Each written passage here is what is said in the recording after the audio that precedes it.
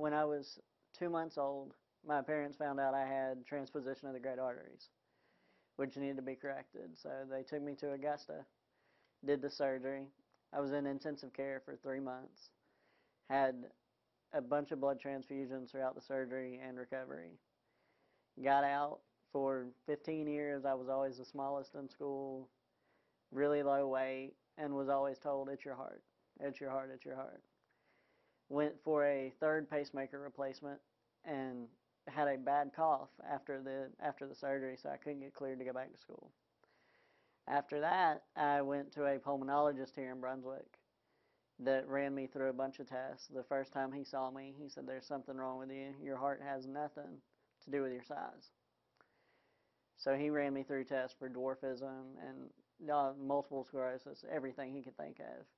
He finally gave up and sent me down to Shands for endocrinology to get growth hormone. So I was on growth hormone shots for about 6 to 7 months.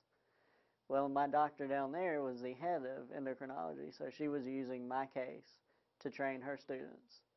One of her students noticed through my medical charts I had never had an HIV test. They did the test, and it came back positive. So endocrinology immediately sent me, to another doctor, and they ended everything that they were doing with me. They said, you can come back to this, but you have to go and see immunology.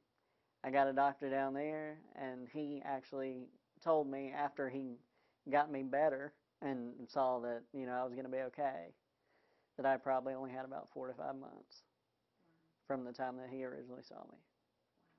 Wow. It was everything. Anger, relief. It was everything you could ever feel in one moment. And I just went stone-faced. And I just locked myself away. And it was about 3 months every day just waking up mad, not wanting to wake up, because I knew I was waking up to a bunch of new bottles that I was never going to get rid of. For me, I don't feel normal at all, because when I go out with friends or something, I'm always looked at as the kid.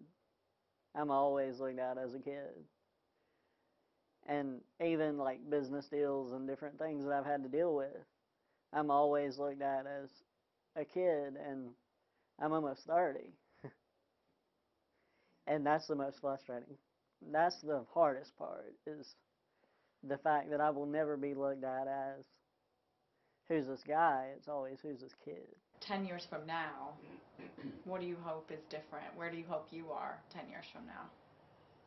I hope I've started a pediatric age charity here, and that I'm finally getting people educated, and that they're finally opening their eyes to it and realizing it.